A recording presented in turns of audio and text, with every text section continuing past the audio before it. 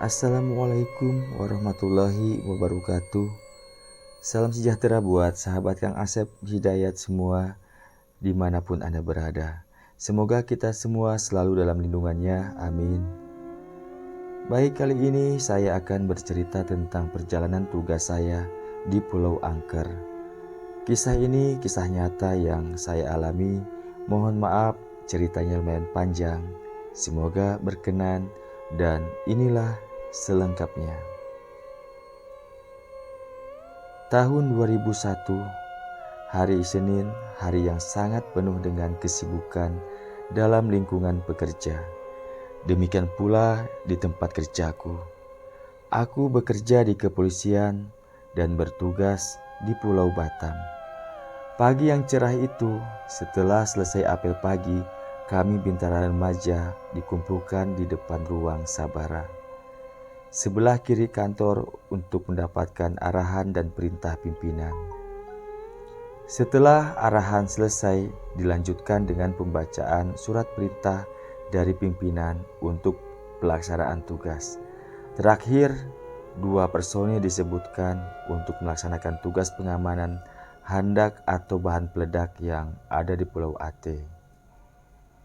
Dari 2 anggota itu, salah satunya aku. Dayat, siap. Denny, siap. Kalian berdua melaksanakan pam handak di Pulau Ate. Demikian Kasat Sabara memberi perintah. Singkat cerita, aku dan Denny pagi itu juga mempersiapkan diri, mulai dari pakaian dan keperluan logistik untuk selama bertugas di sana, dan langsung berangkat menuju pelabuhan kecil yang ada di Barelang dengan diantar kendaraan dinas. Selanjutnya, kami harus menyeberangi lautan dengan menggunakan pompong. Pulau yang kami tuju memang cukup jauh. Kami harus menyeberangi 2 pulau dari Pulau Galang ujung. Setibanya di pulau itu, aku dan Denny disambut oleh seorang security, pria paruh baya namun masih terlihat kekar, terlihat dari perawakannya yang ditugaskan di sana. Selamat sore Dan. Security itu memberi hormat lalu menyalami kami berdua. Ya, sore, jawabku. Setelah berbincang dan berkenalan, yang ternyata Warman nama Pak Security itu. Lalu kami dibawa ke kantor sekaligus mes untuk kami berdua. Kantor itu tepatnya sebagai pos jaga sekaligus tempat tinggal buat kami. Letaknya kira-kira 40 meter dari pantai. Bangunan yang terbuat dari papan kira-kira berukuran 8 kali 12 meter. Security itu terus mengarahkan kami. Izin Dan, ini kamar tidurnya buat istirahat dan kamar mandi ada di belakang pos ini. Demikian security itu menjelaskan satu persatu setiap ruangan. Aku perhatikan setiap sudut bangunan ini yang semua terbuat dari papan. Tidak terlalu buruk lah untuk tempat tinggal di pulau terpencil seperti ini, pikirku. Setelah aku letakkan tas ransel di kamar pos itu, lalu aku keluar dan sejenak aku mengobrol dengan security itu di depan pos. Oh ya Pak, bisa kita sekarang survei lokasi handaknya? Mumpung masih sore, lebih baik kita keliling dulu, pintaku kepada Pak Warman. Oh siap Dan. Tanpa banyak cerita, Pak Warman membawa kami menuju gudang handak tersebut yang letaknya tidak jauh dari pos jaga. Sepanjang perjalanan kami mengobrol membahas tentang tugas di pulau itu. Hingga tepat di satu area di mana terdapat sebatang pohon beringin yang luar biasa besar dan rimbun. Akar-akarnya berjuntayan bagaikan tirai. Jujur, yang membuat aku terkejut serta sedikit meremang bulu kuduku bukan karena pohon beringin itu, melainkan bagaimana bisa di pulau yang kosong ini bisa terdapat kuburan yang begitu banyak, lengkap dengan nisan-nisan dari kayu yang terlihat mulai lapuk. Tentu saja pemandangan itu merangsang mulutku untuk bertanya. Pak, kok di sini banyak kuburan? Emang di pulau ini dulunya ada pemukiman penduduk ya, Pak? Siap. Tidak, Pak, jawabnya singkat. Ini kuburan korban kapal tenggelam, Pak, sambungnya. Oh gitu. Mendengar penjelasan Pak Warman, tiba-tiba aku seperti berimajinasi. Aku seperti melihat dan mendengar kepanikan, ketakutan ratusan orang laki-laki, perempuan, dan anak-anak. Jeritan tangis ketakutan terdengar dari mulut mereka. Tolong, help me. Terlihat seorang laki-laki bule terjatuh dan cep. Pria bule itu terhempas dan naas. Tubuhnya tertancap besi. Entah patahan besi apa itu. Seketika bule itu tewas. Dan, izin Dan, komandan kenapa? Tiba-tiba aku dikejutkan oleh suara dan tepukan di bahuku. Aku terkesiap kaget. Astagfirullah, jawabku tergagap. Napasku terasa sesak, tersengal-sengal. Perutku terasa mual dan terasa kakiku tidak menapak di bumi. Aku muntah, tapi tak banyak yang bisa aku keluarkan. Melihat kondisiku yang tiba-tiba saja tidak baik, Pak Warman dan letingku Denny sontak jadi panik. Ayo Pak, kita bawa aja ke pos, ajak Denny ke security itu. Siap Dan. Lalu dengan dibimbing aku dibawa ke pos. Aku dibaringkan di ruang tengah pos itu. Tubuhku terasa lemas, kepalaku sakit. Yat, istighfar Yat. Denny berusaha mengingatkanku agar tetap sadar dan beristighfar. Ini Dan, minum dulu. Pak Warman datang dari dapur pos dengan membawakan segelas air putih untukku. Setelah minum, aku kembali merebahkan tubuhku. Kepalaku dipijat-pijat oleh Pak Warman dengan minyak angin. Singkat cerita, selepas sholat maghrib, badanku pun sudah terasa pulih kembali. Ayo makan malam dulu Yat. Denny membawakan sepiring mie rebus untukku dan aku pun makan. Setelah selesai makan, aku dan Denny duduk santai di teras pos itu. Kulihat di sekeliling pos hanya kegelapan malam. Hening. Hanya angin malam yang terasa begitu dingin serta sesekali deburan ombak di pantai yang menemani kami berdua malam itu. Yat, kamu tadi itu kenapa? Tiba-tiba Denny membuka obrolan dengan menanyakan kenapa aku tadi sore yang mendadak sakit dan muntah.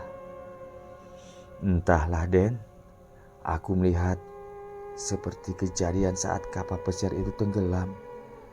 Jawabku. Ngeri kali Den. Denny terkejut mendengar ceritaku. Yang benar ya, kok bisa?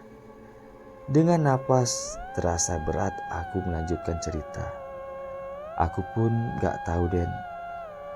Cuma aku minta kau berjanji tidak ngomong ke siapapun ya.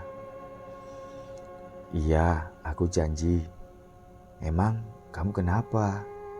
Dengan cepat menjawab dan berjanji kepadaku. Terlihat raut wajah Denny menegang menatapku, menunggu kelanjutan cerita. Den, sebenarnya aku bisa melihat sesuatu yang tak lazim, tapi tidak selalu bisa. Hanya saat-saat tertentu saja dan bila ada sesuatu berusaha untuk berkomunikasi denganku. Setelahnya ya pasti aku lemas seperti tadi sore itu. Aku gak tahu kenapa Den, aku gak kuat.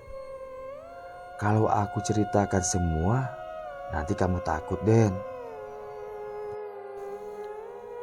Jadi gak usah semua aku ceritakan ke kamu.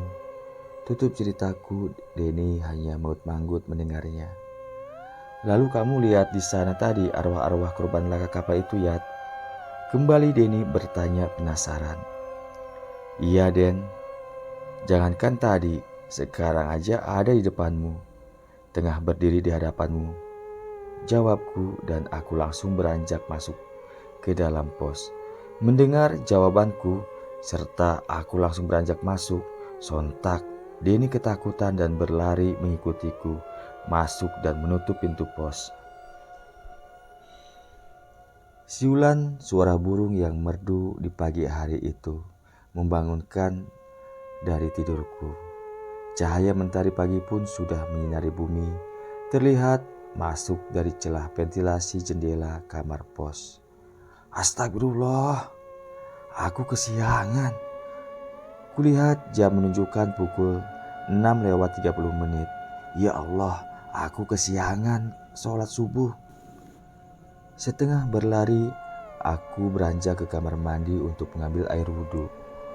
Tak apalah kesiangan, daripada gak sholat.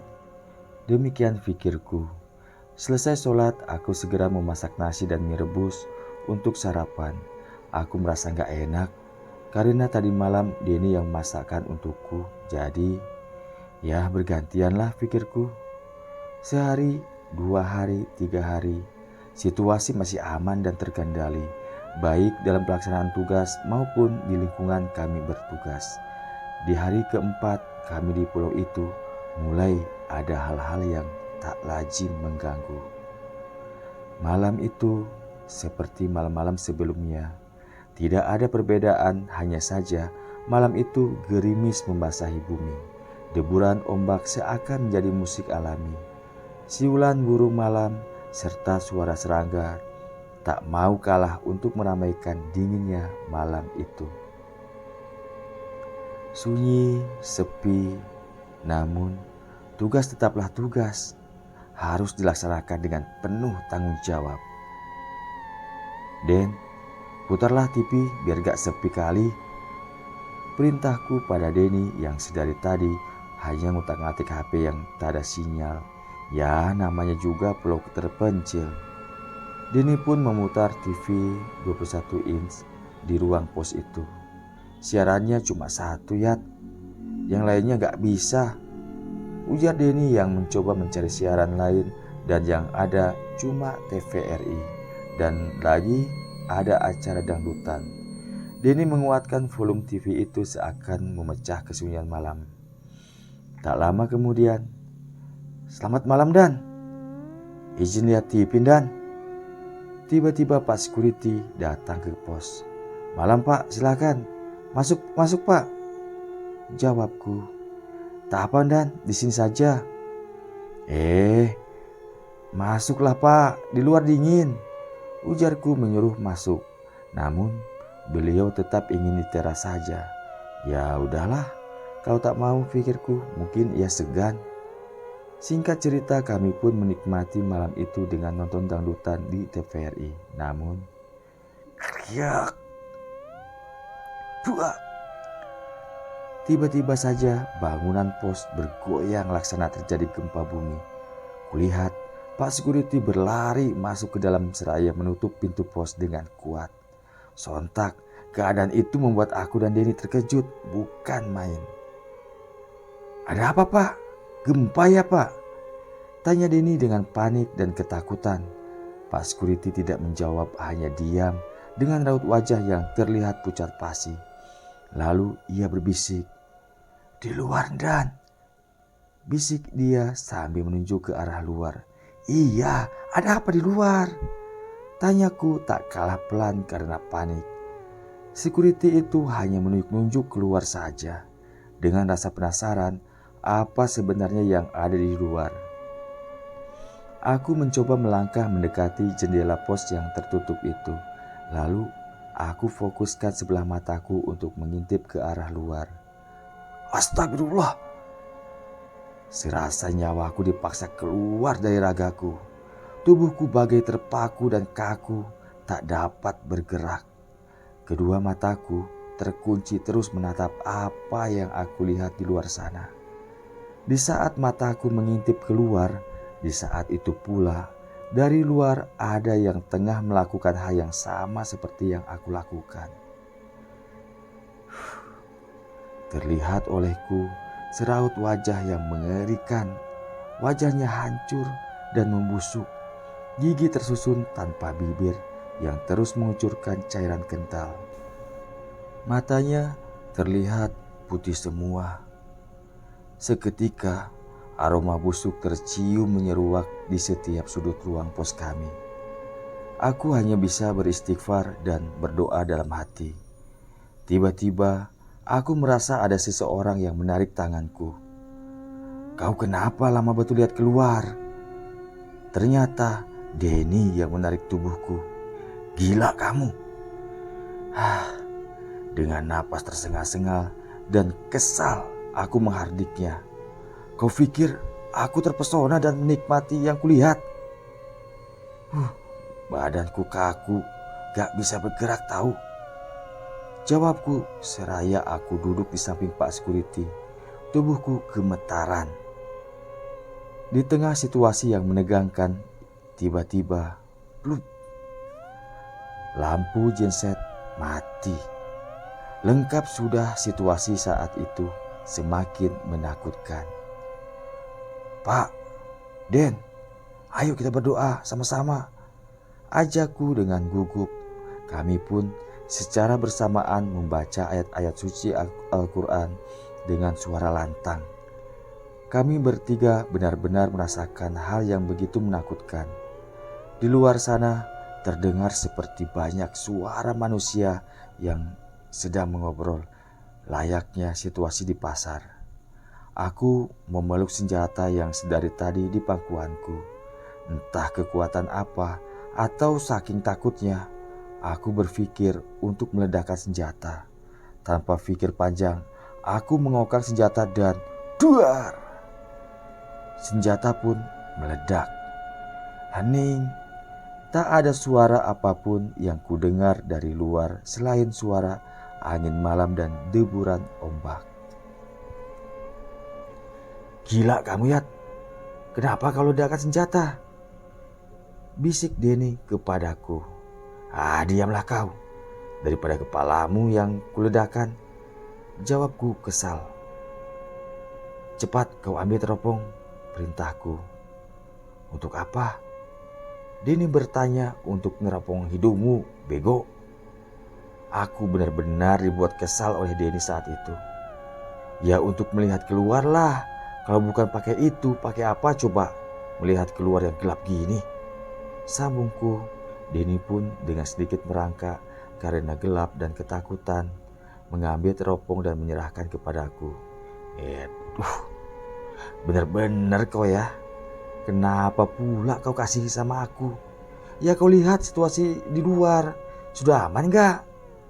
Hardikku kepada Denny. "Kau ajalah yang lihat, aku takut," jawabnya dengan sangat kesal. Akhirnya aku juga yang melihat situasi di luar dengan menggunakan teropong itu. Alhamdulillah aman. Aku menghirup napas lega setelah kupastikan situasi di luar sana aman. "Pak, segera hidupkan mesin genset kita. Ayo, saya antar," perintahku ke Pak Security itu yang sedari tadi meringkuk di sudut pos.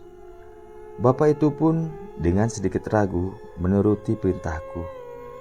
Singkat cerita, lampu genset pun hidup kembali.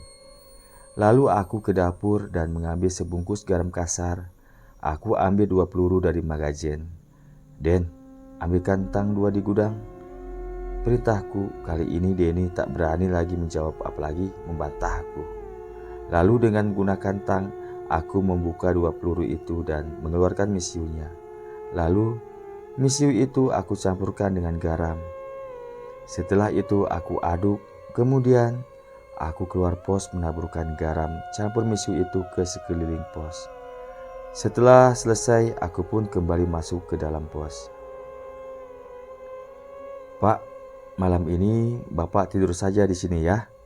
"Siap Dan," jawab Pak Security itu spontan tanpa keraguan.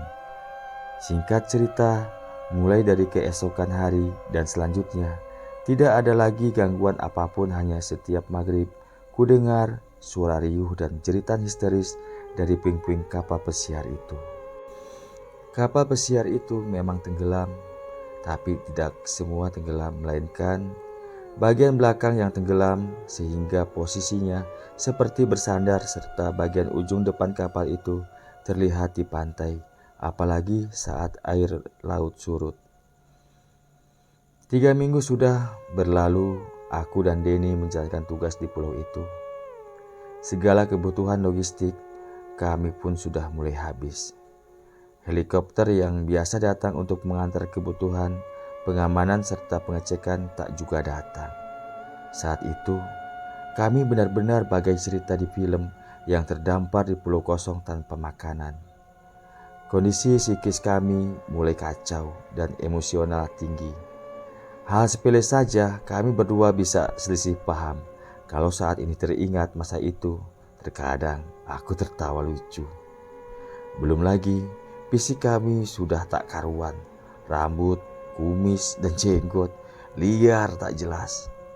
Untuk sekedar mengisi perut yang lapar, kami berempat mencari apa saja yang bisa kami makan di pantai di saat air mulai surut. Di sana banyak yang bisa kami manfaatkan seperti kerang, gurita, dan ikan-ikan karang dengan cara ditombak. Suatu hari yang cerah dan tenang, namun beda dengan kondisi perut kami yang tak bisa lagi tenang karena menahan lapar.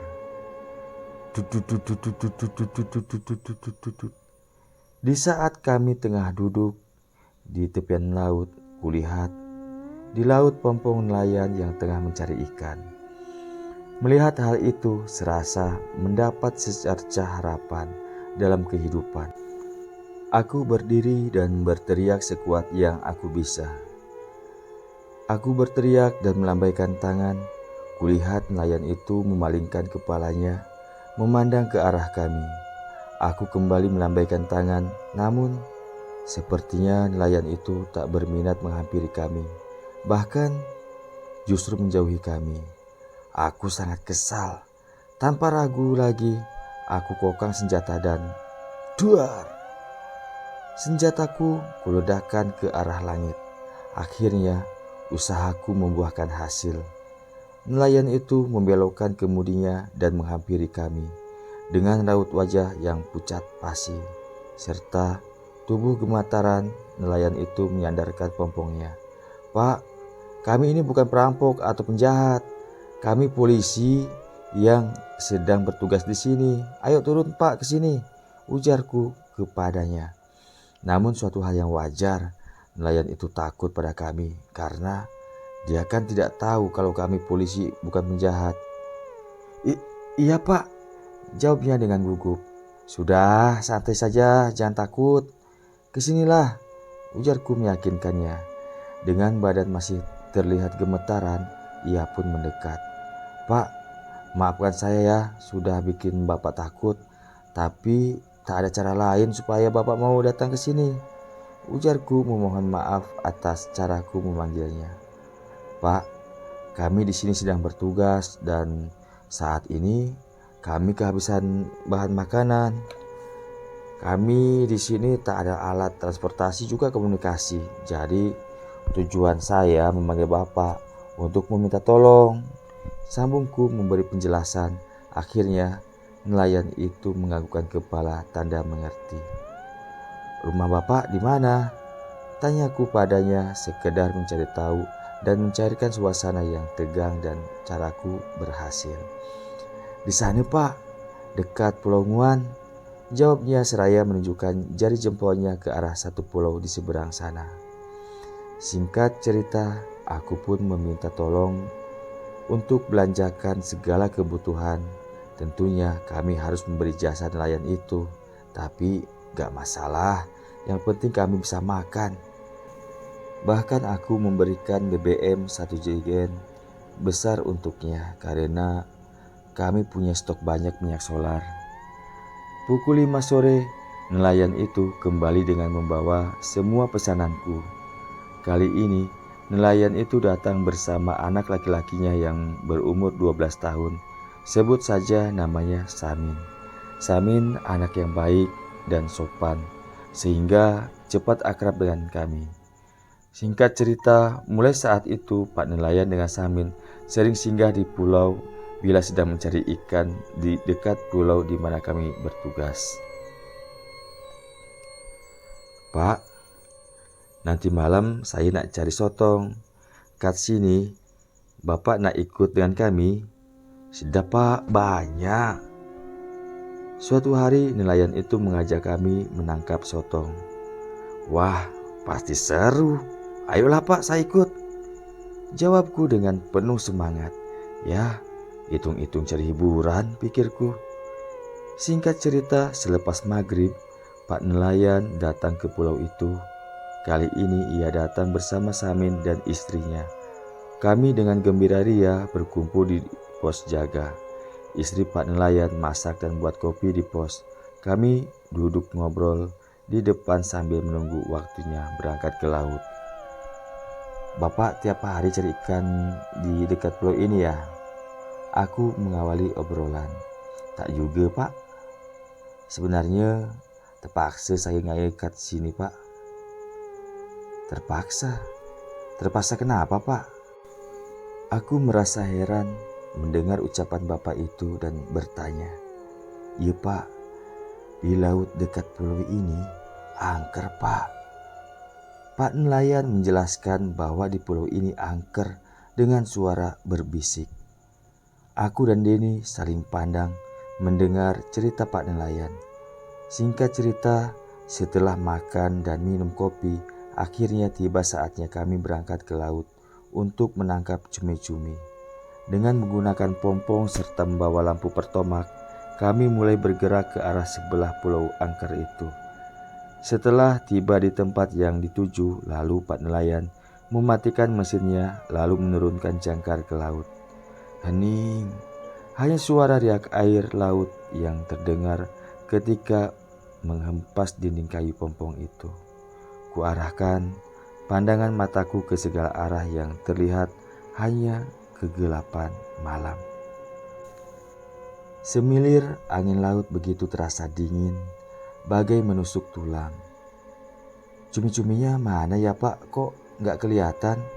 Denny bertanya mengawali obrolan saat itu. "Tak lama lagi datang tuh, sekejap kita tunggu ya," jawab beliau dengan sedikit terlihat ragu. Aku hanya diam dengan hati berdebar, memandang ke kiri dan kanan. Ada rasa ngeri di hatiku, maklumlah, aku bukan anak pulau. Jadi mendapati situasi seperti itu membuat mentalku sedikit down. Tak lama berselang, aku melihat di permukaan laut banyak siluet-siluet berwarna putih berkilau, dan tentu semakin banyak. Tentu saja pemandangan aneh itu memancing pikiranku untuk bertanya, "Pak, apa itu Pak?" Seraya aku menunjuk ke permukaan laut. "Itulah cumi-cumi Pak," jawabnya singkat. Dan ternyata yang terlihat olehku adalah gerombolan cumi-cumi yang datang berkumpul di dekat cahaya lampu pertomak. Aku betul-betul takjub melihat begitu banyak cumi-cumi seakan mengepung pompong kami. Dengan sangat hati-hati Pak Nelayan mulai bergerak hendak menangkap cumi-cumi itu. Dengan tangguk yang gagangnya panjang, ia berdiri dan celup. Dari arah berlawanan, Pak Nelayan itu menangguk cumi-cumi. Sekali tangguk, nyaris penuh tangguk besar itu dengan cumi-cumi. Kemudian, cumi-cumi itu ditumpahkan di dak pompong. Sangat luar biasa. Seumur hidup, baru kali itu aku melihat cumi-cumi hidup sebanyak ini. Pak Nelayan beberapa kali melakukan itu hingga dak pompong nyaris penuh. Aku sangat senang melihatnya. Setelah beberapa kali menangkap, Pak Nelayan terlihat kelelahan dan istirahat sejenak. Aku dan Denny iseng mengambil beberapa ekor untuk dibakar dengan cara ditusuk pakai lidi, lalu dibakar di atas lampu pertomak secara bergantian dengan Denny. Aromanya sangat harum, rasanya sangat gurih dan manis. Maklum, cumi-cumi segar yang baru saja ditangkap. Singkat cerita, malam itu sangat menyenangkan. Terlihat Pak nelayan hanya diam terpaku melihat kami tengah berbahagia. Sesekali kulihat gerombolan cumi-cumi di laut bukannya berkurang setelah kami tangkap, melainkan semakin banyak. Hingga lautan terlihat putih dengan kilauan-kilauan cumi-cumi itu berputar, membentuk bukit-bukit kecil hingga naik dari permukaan air laut. Benar-benar indah bagai atraksi. Tak sampai di situ atraksinya, bukit-bukit kecil cumi-cumi itu lalu menyatu menjadi satu, membentuk bukit cumi-cumi besar, berputar dan terus berputar hingga putarannya perlahan tapi pasti semakin turun dan turun, sehingga dari bentuk bukit besar berubah menjadi seperti corong ke dalam air dan membentuk pusaran air raksasa. Aku terpaku melihatnya bagai terhipnotis. "Pak, cepat tarik jangkarnya, Pak!" Tiba-tiba aku terkesiap dari lamunanku. Pak nelayan berteriak menyuruhku menarik jangkar. Pak nelayan dengan sigap menghidupkan pompongnya. Sial, pompong tak dapat hidup dengan sekali engkol. Sementara pusaran air laut yang diciptakan kawanan cumi-cumi itu mulai menyeret pompong kami. Pak nelayan tak putus asa, terus berusaha dan akhirnya berhasil dihidupkan. Dengan sigap ia mengemudikan pompong itu yang mulai ikut berputar seiring pusaran. Ekor pompong mulai menukik menuju titik pusaran air yang mulai menganga, siap untuk menelan pompong berikut dengan kami yang ada di dalamnya. Pak nelayan tidak putus asa, segera ia menambah gas pompong itu. Aku berusaha mengacaukan perhatian gerombolan cumi-cumi itu dengan menepuk-tepuk air laut dengan dayung. Tak lupa kami terus bertakbir memohon pertolongan darinya. Allahu Akbar. Dengan perlahan namun pasti, pompong kami bergerak maju keluar dari pusaran air dan akhirnya pompong dapat meluncur cepat setelah keluar dari pusaran air itu. Terus dan terus bergerak, laju tak mengurangi kecepatan yang ada. Singkat cerita, kami pun tiba di pantai tepat di depan pos jaga. Bruak! Moncong pompong itu menabrak pasir pantai hingga hampir separuh pompong itu naik. Dengan perasaan tak menentu, kami tiba di tujuan. Sesaat tak satu pun dari kami beranjak turun. Kami hanya duduk terdiam di tempat masing-masing di atas pompong itu. Kejadian yang baru saja hampir melenyapkan kami dari muka bumi itu benar-benar membuat kami shock. Ya Allah, ngapa sampai naik jam ni pompongnya? Tiba-tiba saja terdengar suara seseorang berkata, dan ternyata itu istri Pak nelayan yang sudah berdiri dekat pompong yang kami tumpangi. Entah sejak kapan ibu itu berada di situ, kami pun tak menyadarinya. Mendengar ucapan istrinya Pak nelayan membuat kami tersadar. Lalu kami pun turun dengan tubuh terasa lemah dan lunglai. "Ai, ngapa pula mikir semua ni?" Istri Pak nelayan terheran-heran melihat kondisi dan sikap kami yang hanya diam dan lunglai. "Sudahlah, jangan banyak tanya dulu. Cepat bawa ember angkat nih sotongnya," sambung Pak nelayan. Lalu ia bersama aku dan Denny berjalan menuju pos. Dengan perasaan heran, ibu itu namun tak banyak tanya lagi dan mengikuti perintah suaminya dengan dibantu Samin anak laki-lakinya itu. Singkat cerita, setelah di pos kami duduk dan minum air putih sambil merokok. Duduk bersandar di tiang teras pos, aku bertanya ke Pak nelayan tentang kejadian mengerikan yang baru saja kami alami. "Pak, kenapa ya kok bisa seperti tadi?" Sejenak Pak nelayan terdiam lesu, tak langsung menjawab pertanyaanku. Tatapan matanya ke depan memandang kosong ke lautan dan gelap. "Kat sana tak boleh bakar ikan atau cumi-cumi yang baru kita tangkap. Jadi penunggunya marah," sambungnya lagi.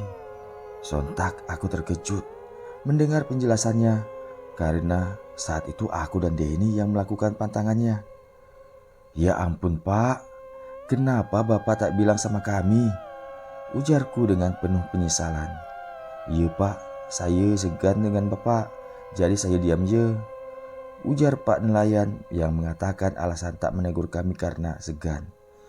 "Aduh Pak, kami ini bukan anak pulau, jadi kami tak tahu dengan hal yang seperti itu. Bapak segan, tapi nyawa kita taruhannya," jawabku sedikit kesal, tapi berusaha untuk memahaminya. "Kalau gitu, kami minta maaf lah Pak, atas keteledoran kami ini." Singkat cerita, malam itu Pak nelayan dengan anak dan istrinya menginap di pos kami, dan paginya mereka pulang. 2 hari kemudian tibalah saatnya tugas aku dan Denny di pulau itu usai. Pak nelayan dan istrinya pun aku undang ke pulau itu untuk sekedar buat acara kecil-kecilan. Ya, anggap saja acara perpisahan. Sekaligus besok paginya beliau yang mengantarkan kami menyeberang untuk pulang ke Batam lagi.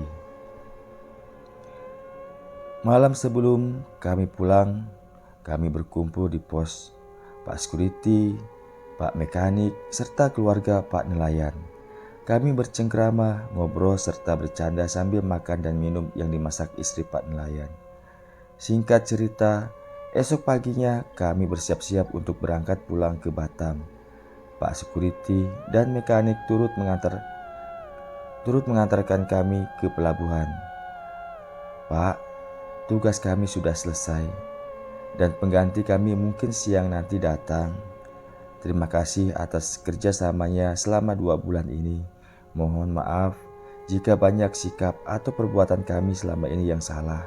Semoga kita bisa berjumpa lagi," ujarku pada Pak Security dan Mekanik. "Sama-sama Dan, demikian pula dengan kami," jawabnya. Setelah pamit dan salam kami pun berangkat. Di perjalanan, kami tidak banyak bicara, hanya diam sibuk dengan pikiran masing-masing. Hingga tiba-tiba dari arah depan terlihat ada gumpalan-gumpalan besar mendekat ke arah pompong kami. "Pak, pegangan Pak!" Tiba-tiba Pak nelayan berteriak menyuruh kami untuk berpegangan. Piur! Gumpalan besar memanjang tadi ternyata gumpalan ombak yang besar menghantam pompong kami, sehingga membuat kami terhempas oleng. Tidak sampai di situ, dari sebelah kiri datang lagi ombak yang tak kalah dahsyatnya, sehingga pompong yang sedang kami naiki terombang-ambing ke sana ke sini. Angin berhembus kencang, sambil dengan sigap menimba air laut yang masuk ke dalam pompong. Pakaian yang kami gunakan sudah basah kuyup dengan air laut. Aku tiada berhenti bersolawat karena tak ada lagi yang bisa aku lakukan selain berdoa. Mohon keselamatan yang saat itu kami diobrak-abrik badai laut. Istri Pak nelayan terlihat menangis ketakutan. Pak nelayan begitu gesit berusaha menghadapi ganasnya ombak dan badai laut. Tiba-tiba saja, "Pak, pegangan!" Piur! Pompong ditabrak ombak besar dari arah depan, sehingga membuat ujung bagian depan pompong kami pecah. Air laut terlihat deras masuk dari pecahan itu. Dengan sigap sambil mengambil plastik terpal, lalu dibungkuskan terpal itu dari bagian depan pompong yang pecah, sehingga air laut tidak bisa masuk ke kabin pompong. Mengalami hal yang begitu dahsyat, demi Tuhan, rasanya aku tak sanggup.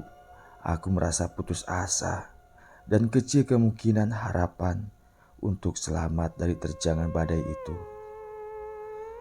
Aku tak dapat melihat lagi pulau di sekelilingku.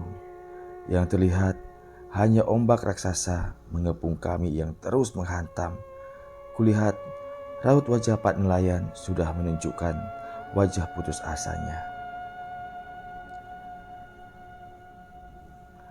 Terlihat tak segesit seperti tadi berusaha menghindari ombak-ombak yang datang menyerang. Ia hanya diam walau terus mengemudikan pompongnya. Entah apa yang ada dalam pikiranku saat itu.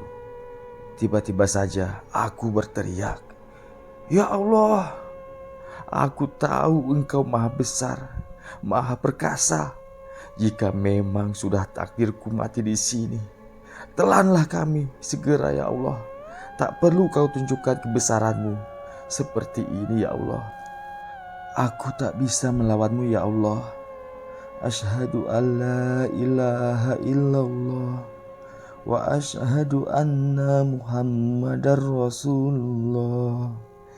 Demikian teriakanku yang aku akhiri dengan 2 kalimat syahadat. Derai air mataku tak terlihat karena bercampur dengan air laut yang terus menghantam pompong dan tubuh kami. Tiba-tiba, pluk, ada sesuatu yang menghantam punggungku. Aku sedikit terkejut, kupalingkan mukaku ke belakang. Allahu Akbar. Sesuatu yang terlempar mengenai punggungku itu ternyata ikan-ikan yang berlompatan karena dari arah belakang pompong kami menggulung ombak raksasa seperti siap untuk menerkam kami. Diiringi dengan angin yang berhembus kencang, berhembus dari belakang, pompong kami melesat dengan cepat dihembus angin itu. Seiring dorongan ombak itu, kami semua sudah pasrah dan hanya bisa memejamkan mata saja. Mungkin inilah takdirku. Ruak! Tiba-tiba dalam terpejam, aku mendengar dan merasakan ada benturan keras. Namun, aku tak punya keberanian untuk membuka kedua mataku ini. Tak kudengar suara ombak dan badai lagi di telingaku. Tak kurasakan pula dinginnya angin serta semburan air laut ke tubuhku. Cepat, tolong! Ayo, cepat tolong mereka! Yang kudengar justru suara riuh manusia berbicara. Perlahan aku buka mataku ini, kusapukan pandangan di sekelilingku. Banyak orang yang berdatangan berusaha menurunkan kami dari pompong itu. Kulihat beberapa orang membopong istri Pak Nelayan yang entah pingsan atau bagaimana aku tak tahu. Ada pula seorang pria yang menuntun anaknya Pak Nelayan. Denny tak terlihat lagi olehku di mana dia. Terakhir, seseorang mendatangiku hendak menolong. Namun, aku menolak karena aku masih mampu berdiri dan berjalan, walau kaki gemetaran. Kami dibawa ke pelabuhan dan kulihat di sana sudah ada Pak Nelayan beserta istri dan anaknya. Kulihat juga Denny sudah duduk dengan wajah pucat.